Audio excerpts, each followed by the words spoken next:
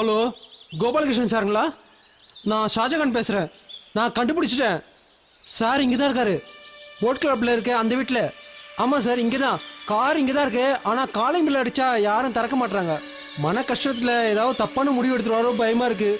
கல்யாணம் முடிஞ்சவொடனே இந்த வீட்டை அந்த பொண்ணுக்கு கிஃப்டாக கொடுக்கணும்னு கட்டினாரு. அந்த வீட்டுக்குள்ளேயே போய் கதவை சாத்திட்டு உட்காந்துட்டு இருந்தா என்ன அர்த்தம்? நம்ம சார் பார்த்து யார் கண்ணு போட்டாங்களோ தெரியல. இல்லை சார், நான் அழமாட்டேன் சார். நான் அழறதுனால என்ன பிரயோஜனம்? நடக்கக்கூடாது நடந்துருச்சு சார். நீங்க கொஞ்சம் சீக்கிரம் வாங்க சார். யாரையும் காணுமே. அந்த பொண்ணை கல்யாணம் பண்ணி அவ கூட இந்த வீட்டில் வாழணும்னு ஹனிமூன் கொண்டாடணும்னு ஆசைப்பட்டாரு. ஆனா என்ன பண்றது, அவன் தலையில என்ன எழுதி வச்சிருக்கோ அதெல்லாம் நடக்கும்.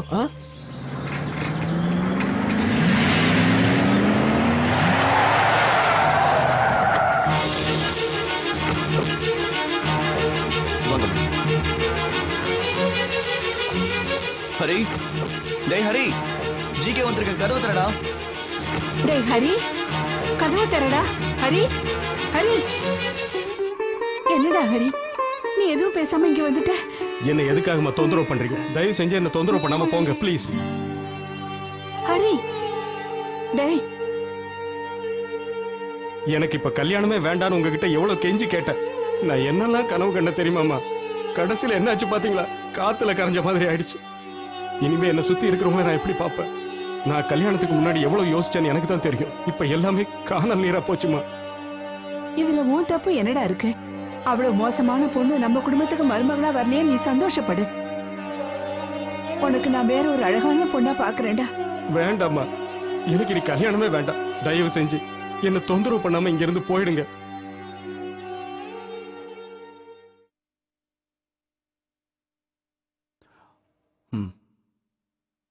ஹரி, நான் அன்னைக்கு உங்ககிட்ட சொல்லலடா, இந்த பொண்ணுங்களை எப்பவும் நம்பவே கூடாதுன்னு, ஏமாத்திட்டு போடுவாங்கன்னு. அப்ப நான் சொன்னதை இவன் கொஞ்சம் கூட காது கொடுத்து கேட்கல. ஆனா ஒரு கேவலமான பொண்ணுக்காக நீ உன்னோட வாழ்க்கையை எப்படி நாசம் பண்ணிக்கிறேடா ஹரி. அவ போனா போயிட்டு போறா. அவளை மாதிரி 1000 பொண்ணுகளை நான் முன்னாடி கொண்டு வந்து நிறுத்துறேன். ஆமா ஆமா, அந்த விஷயத்துல ஜிகே சார் ரொம்ப கெட்டிக்காரு. ஹரி, உனக்கே தெரியும் நம்மளோட கம்பெனி இப்ப லீடிங் பொசிஷன்ல வந்துகிட்டு இருக்கு. உன் சிக்னேச்சர் இல்லாம எந்த ஃபைல்ஸும் மூவ் ஆகாது. ஆயிரக்கணக்கான குடும்பங்கள் இப்ப உன்னை நம்பி இருக்கு. அவங்க எல்லாரோட வாழ்க்கையை நாசம் பண்ண போறியா? நான் என்னடா தப்பு பண்ண? எனக்கு எதுவுமே புரியல. நீ சொல்ற இந்த மதிப்பான வாழ்க்கையை இவ்வளவு மட்டமா மாத்துற அளவுக்கு நான் அவளுக்கு என்னடா துரோகம் பண்ண? எனக்கு இப்ப 30 வயசு ஆகுது. இந்த 30 வருஷத்துல நான் யாருக்கு எந்த துரோகம் பண்ணேன்னு எனக்கே தெரியலையடா. ஓ, இதுதான் உன்னோட பிரச்சனையா? டேய், தப்பு உன் பேர்ல இல்லங்கறத முதல்ல புரிஞ்சுக்க. அந்த பொண்ணோட அப்பா கிருஷ்ணன் சரியில்லைன்னு நான் அன்னைக்கே உன்கிட்ட சொன்னேன். அந்த ஃப்ராடோட பொண்ணு கண்டிப்பா ஃப்ராடா தான்டா இருப்பா. கோடி கணக்குல செலவு பண்ணி இந்த வீட்டை கட்டின முட்டாள் நீ தான்டா, அவ கிடையாது. டேய், இப்போ அது நீ அவளை பத்தி தெரிஞ்சுக்கிட்டு சுதாரிச்சுக்கிட்டே, அது வரைக்கும் சந்தோஷம். சரி வா, சீக்கிரம் ரெடி ஆயிட்டு ஆபீஸ்க்கு போலாம்.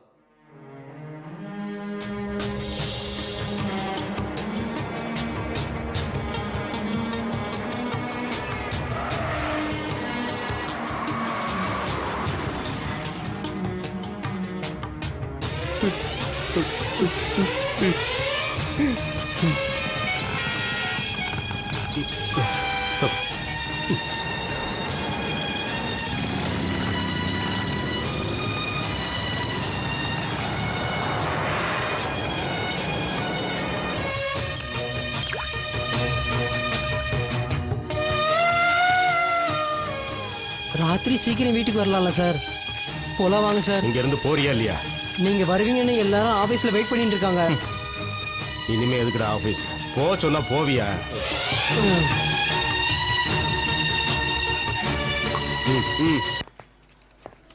Mister James. ஹரிந்திரன் சார் இன்னும் வரலையா? நேத்து ராத்திரி லீ மேரின் ஹோட்டல்ல சரக்கு அடிச்சுட்டு ரொம்ப கலட்டா பண்ணிட்டாராம்.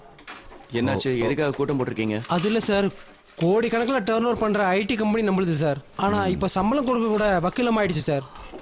எல்லாம் சரியாயிடும். எப்படி சார் சரியாகும்? எம்ப்ளாயிஸ் எல்லாரும் வேலை விட்டு போறாங்க. அவர் மட்டும் திருப்பி வேலைக்கு வரலன்னா எல்லாமே நாசமாயிடும். ஹரிந்திரன் சார் பின்னாடியே நாய்க்குட்டி மாதிரி சுத்துவீங்கல்ல, இப்ப அவரை வேலைக்கு வர சொல்லுங்க. முதல்ல உன்னை வேலையை விட்டு தூக்குறேன்டா, அப்பதான் கம்பெனி உருப்படும்.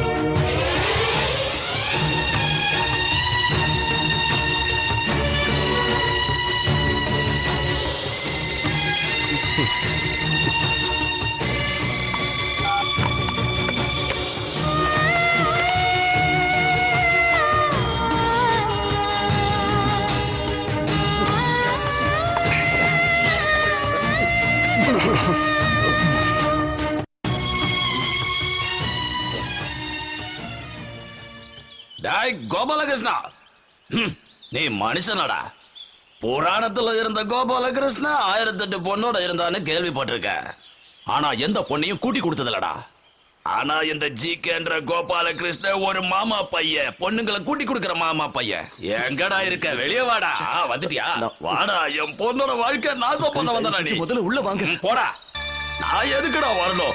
என் பொண்ணோட வாழ்க்கைய நாசம் பண்ணிட்டியடா. உங்களெல்லாம் நிக்க வச்சு கொல்லலடா. ப்ளீஸ் சத்தம் போடாதீங்க, உள்ள வாங்க. நீயும் இங்க தான் இருக்கியா? please. பொண்ணு உள்ள வாங்க. இத பாத்தியா?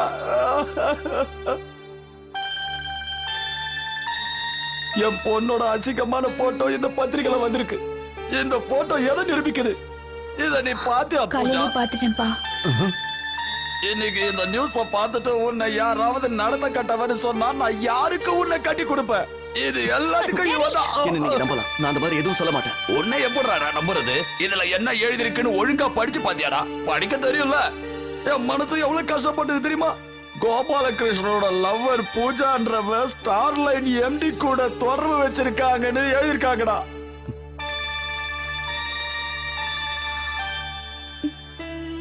எனக்கு வசதி இல்லைனாலும் என் பொண்ண நல்லபடியா தான் வளர்த்தேன். இப்போ என்ன ஆச்சு தெரியுமா?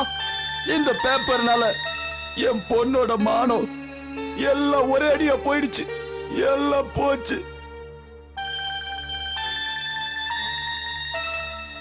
என்ன நடந்துச்சுன்னு நான் சொல்றேன். முதல்ல இத குடிங்க. எனக்கு தவறடா, போடா.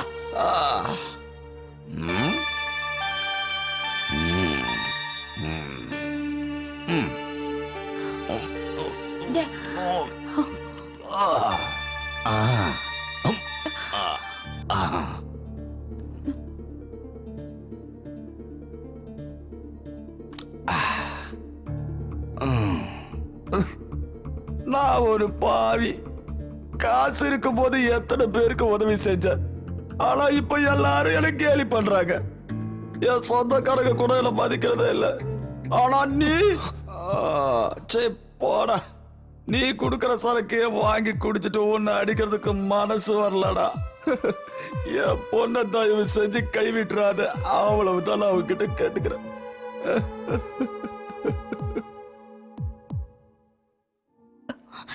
அந்த ராஜேந்திரன் ஹரேந்திரனை ஃபாலோ பண்றான்னு உன்கிட்ட எத்தனை தடவை சொன்ன?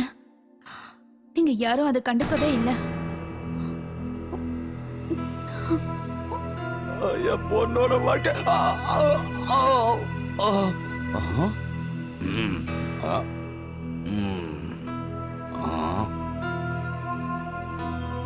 என்ன உயிரோட விட்ட ஏதி கொண்டுட வேண்டியதால என் பொண்ணோட அந்த ஹரிந்திரனுக்கு தொடர்பு. இது அவன் தானே? ஏய், எங்கடா வந்த? நில்றாங்க. ஏய், இத பாத்தியாடா? நீயும் என் பொண்ணு ஒன்னா இருக்கிற மாதிரி போட்டோ பாருடா, நல்லா பாரு. என்னடா எதுவும் பேசாம நிக்கிற? நிறைய பணம் வச்சிருந்தா என்ன வேணா பண்ணலாம் நினைக்கிறியா? நல்லவன் மாதிரி தானே நீ நடிச்ச. பொண்ணுங்களை வலை வீசி தேடி கண்டுபிடிச்சு அவங்களை நாசம் பண்ற காட்டு மிராட்டி தானே நீ. மரியாதையா என் பொண்ணு கல்யாணம் பண்ணிக்க. இல்ல விடுங்க. என்ன ஹரிச்சந்திர மாதிரி இருக்கிற ஹரீந்திரா, ஒரு விஷயம் ஞாபகத்துல வச்சுக்க. என்கிட்ட துப்பாக்கி இருக்கு. என் பொண்ணோட வாழ்க்கைக்கு ஒரு பதில் கிடைக்கல, அதுல இருக்கிற தோட்டம் உன் நெஞ்சு தொலைச்சிரும்டா. நீ உள்ள வா.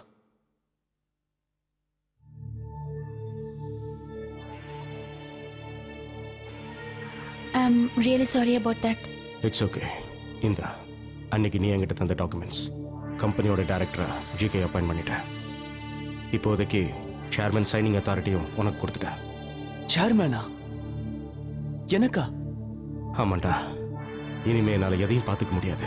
முந்தி மாதிரி என்னால் எதுலையும் கான்சென்ட்ரேட் பண்ண முடியல. இதே ரேஞ்சில் போச்சுன்னா நம்ம கம்பெனி சுத்தமாக நாசமாயிடும்.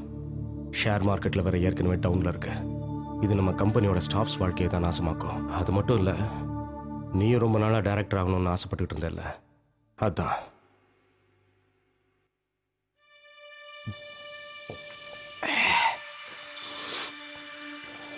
நீ இந்த கம்பெனியோட சேர்மனும் நீ தான். Good luck. நில்லடா. அப்படின்னா நீங்க போற? பயப்படாதடா. கண்டிப்பாக நான் சூசைட் பண்ணிக்க மாட்டேன். ஏன்னா மரணம்னா எனக்கு பயம்.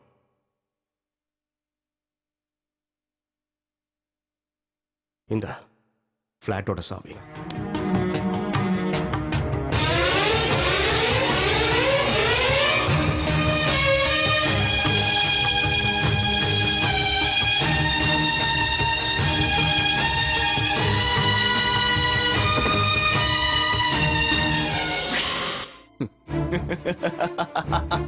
யா!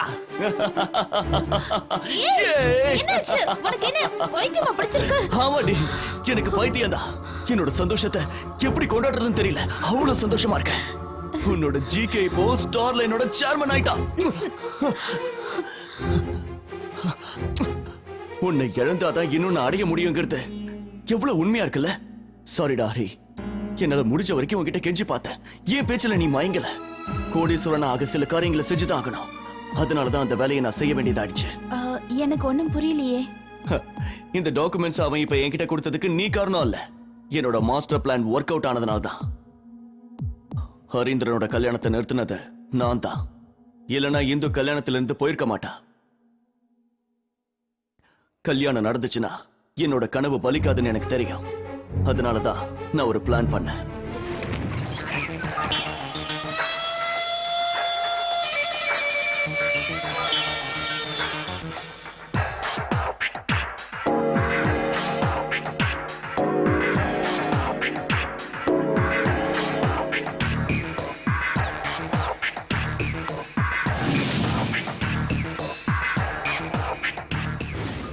நான் கோபாலகிருஷ்ணன், ஹரீந்திரனோட பெஸ்ட் ஃப்ரெண்ட். தெரியும், சொல்லிருக்காரு. அப்பா தூங்கிட்டு இருக்காரா? அப்பாவும் அம்மாவும் கோயிலுக்கு போயிருக்காங்க, இப்ப வந்துருவாங்க. அவங்க வரத்துக்குள்ள நான் கிளம்புறேன். நான் வந்துட்டு போனதை அவங்க கிட்ட சொல்லாதீங்க. ஏன் சொல்லக்கூடாது? ஏன்னா உங்க அப்பா அம்மாவுக்கு பிடிக்காத விஷயத்தை பத்தி தான் நான் பேச போறேன். அதுவும் முகூர்த்தத்துக்கு சில மணி நேரத்துக்கு முன்னாடி சொல்றேன். நானும் ஹரியும் நகமும் சதையுங்கிற மாதிரி. அவ்வளவு க்ளோஸா இருக்கிற ஒரு ஃப்ரெண்டை பத்தி உங்ககிட்ட தப்பா சொல்றதுல எனக்கு வருத்தம் தான். ஆனா விஷயம் என்னன்னா, ஒரு பொண்ணோட வாழ்க்கை நாசமாகிறத என்னால பார்த்துட்டு சும்மா இருக்க முடியாது. அவனை மாதிரி ஒரு ஃப்ராட கல்யாணம் பண்ணிக்கிறதுக்கு முன்னாடி ஒரு தடவைக்கு 100 தடவை யோசிங்க. உங்களுக்கு நான் சொல்றதுல நம்பிக்கை இல்லைன்னா அதுக்கான ஆதாரத்தையும் நான் கொண்டு வந்திருக்கேன்.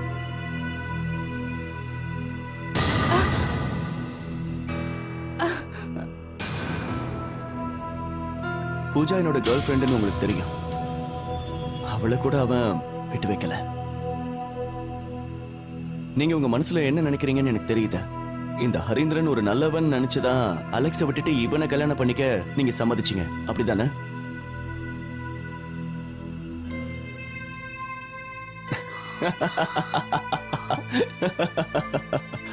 அதான்டே ஜிகே ஐடியாலஜி.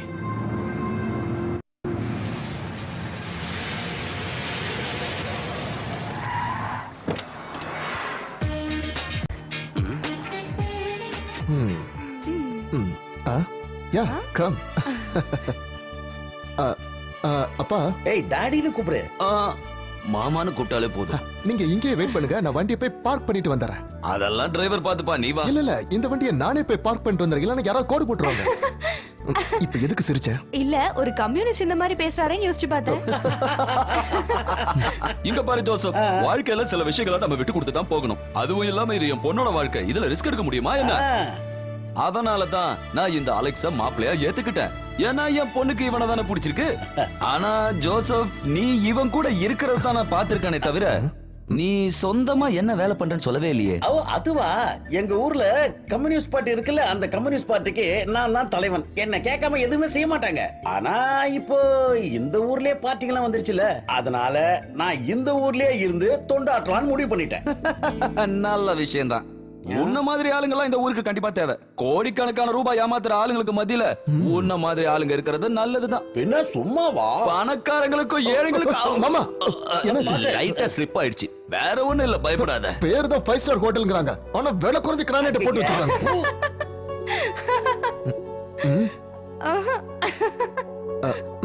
உண்மையிலேயே உங்க நல்ல மனசு எனக்கு என்னைக்கு தான் புரிஞ்சுது. இல்லன்னா இவ்வளவு பெரிய ஹோட்டலுக்கு நீங்க ஜோசப் அண்ணனை கூட்டிட்டு வந்திருப்பீங்களா? அப்பதான் நான் சோசியலிசத்தை உங்களுக்குள்ள பார்த்தேன். என்ன ஜோசப் அண்ணா பாக்குறீங்க? இது ஒன்னும் சாதாரணமான காரியம் இல்ல. சைனீஸ் ரெஸ்டாரண்ட்லயும் சப்பாத்தி கிடைக்கும். அதே மாதிரி தான் பணக்காரங்களே இந்த கம்யூனிஸ்ட். நீ சொல்றது உண்மைதான். அதனாலதான் இவ்வளவு சைனீஸ் ரெஸ்டாரண்ட் இருக்கா. ஆனா சார், இவனுக்கு கல்யாணம் ஆகலைன்னா எங்க பார்ட்டியினுடைய பொதுச் செயலாளர் இவன் தான். ஆமா ஆமா பொதுச் செயலாளர் தான். என்னது? ஆனா இந்த ஏசி ரூம், சிக்கன், ஸ்காட்ச் இதெல்லாம் இருந்தா தானே அவரால் வீரமா பேச முடியும். அப்புறம் அவரு